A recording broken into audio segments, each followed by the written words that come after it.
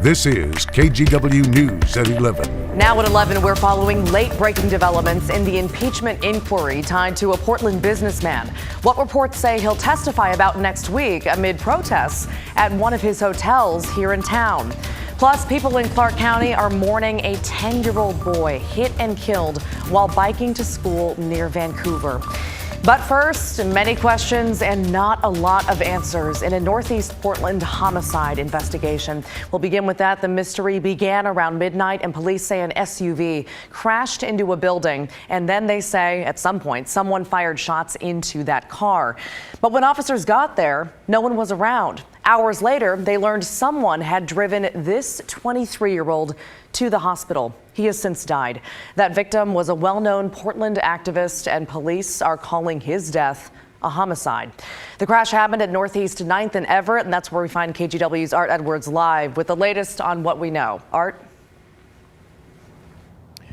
Maggie, at this point, Portland police have really not released a lot of information as they work on their investigation. What you can see behind me outside this building are candles and flowers that have been left outside the Democratic Party of Oregon, left here in the memory of Sean Keeler. A chaotic scene in Northeast Portland early Saturday morning. Police say 23-year-old Sean Keeler, known by some as Arminio Lewis, was hit and killed by an SUV. He was a good friend, and he smiled a lot. It happened right outside the building that houses the Democratic Party of Oregon. Daryl Perez was in a tent nearby when it happened. He heard cars, crashing sounds, gunshots, and people talking to Keeler. Walk, man, walk. And that's when I came out of my tent, and I saw him carrying their friend across the road, and that guy's still trying to get his SUV or trucks unstuck. Keeler was driven to a hospital where he was later pronounced dead. He was known as a left-wing activist in Portland. This is video of him at a protest in 2016. The Oregonian reports that he was hit after leaving Cider Riot, a left-wing hangout in Northeast Portland. Friends gathered in Northeast Portland today, leaving flowers and lighting candles in his memory. The executive director of the Democratic Party showed up. He doesn't believe the incident is related to the party, but he offered his thoughts. This is a real tragedy. It's a community tragedy that a young person would suffer this kind of a crime. For friends, this is devastating. He was a very dedicated member of his community. He was always there for you if you needed help. Now, we mentioned reports that Keeler was leaving Cider Riot right before this all happened. That was a scene of a violent brawl between left and right-wing activists earlier this year.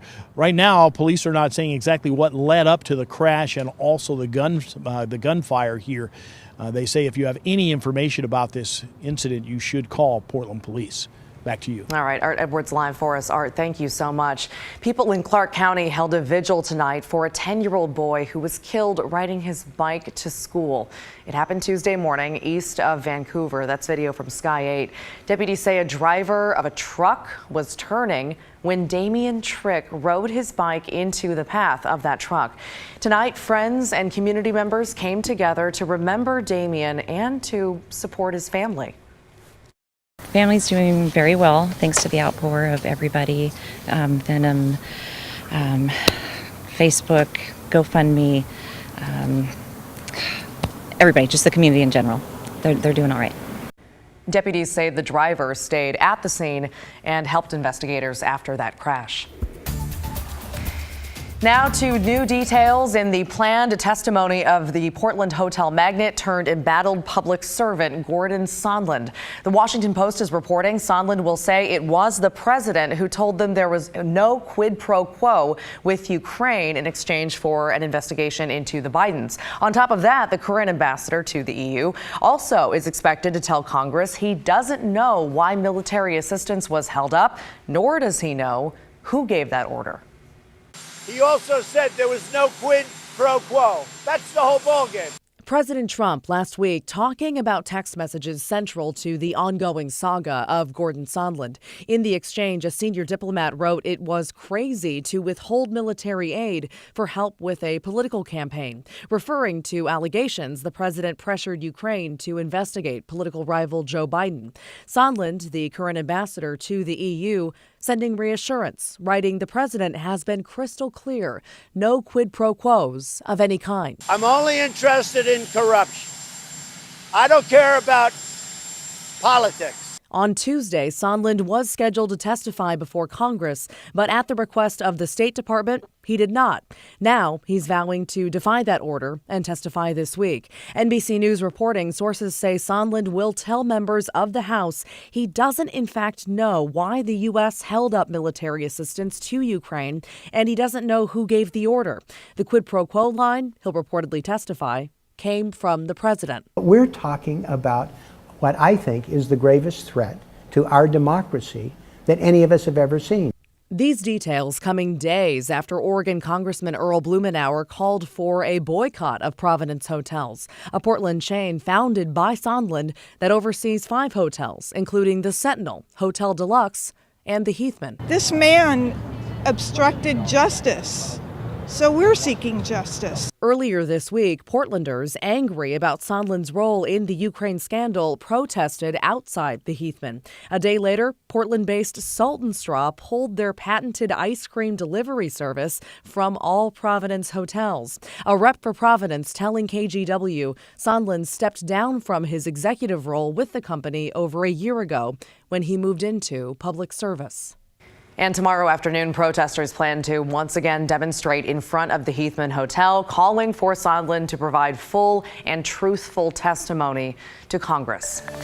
Switching gears tonight, we enjoyed some dry weather in the Portland area today, but we started to see some showers earlier tonight. So will that continue tomorrow? Let's go to meteorologist Joe Ranieri. Hey, Joe. Hey there, Maggie. Yeah, the showers are going to continue just a little bit here the next couple of hours, but really by the time we see the sunrise for tomorrow morning, we're really going to be done with the heavier downpours, and we're not really seeing much heavy downpours in downtown Portland. Start to see some dry conditions. You see out near the Cascade Range, just west of Mount Jefferson, starting to pick up some heavier showers, and that was the case earlier tonight through parts of Lebanon and into Corvallis along the central and southern part of the Willamette Valley. So as we look at the weather headlines, the rest of your Saturday night, the weak disturbance brushes by, and that's what we're seeing right now with some of the light showers, as you just saw on the radar. And the showers will continue the overnight hours, but dry for tomorrow, and temperatures will be a little bit cooler from where we should be seeing for this time of year. We're at 54 degrees at this hour. Winds coming in from the northwest at 6 miles per hour.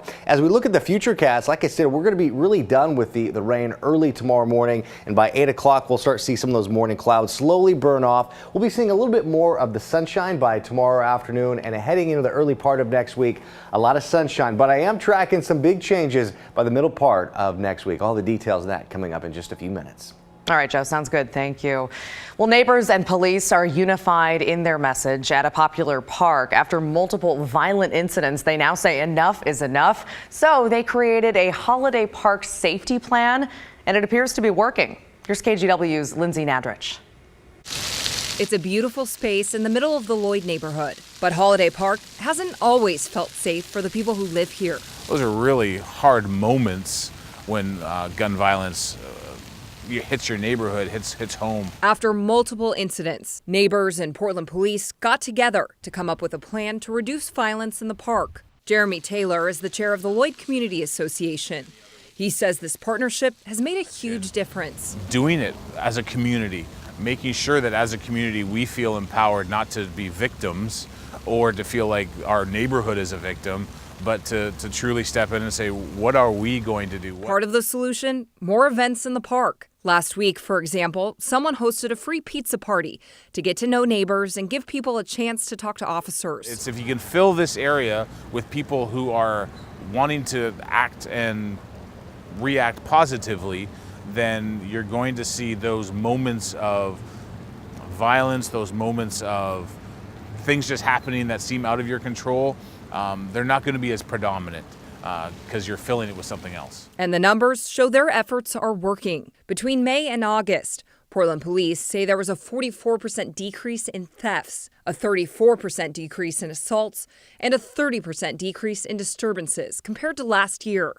And calls for service went down significantly as well. Jeremy says neighbors and police will continue to meet regularly to make sure these numbers keep going down. And so for us, we can't go back. We don't like what back there was in this atmosphere. And we love the park. We love that the park is part of our neighborhood, and we really are a neighborhood on the rise in Lloyd. I'm Lindsay Nadrich, KGW News. Good for them. All right, we have an update now on the contract agreement between union members and local grocery stores. It's now been ratified after more than a year of negotiations. Those talks, remember, got so tense, the union called for a boycott of Fred Meyer stores last month. The new contract includes some wage increases and a 20-hour weekly guarantee. It also gives workers more health and welfare benefits and improves vacation requests.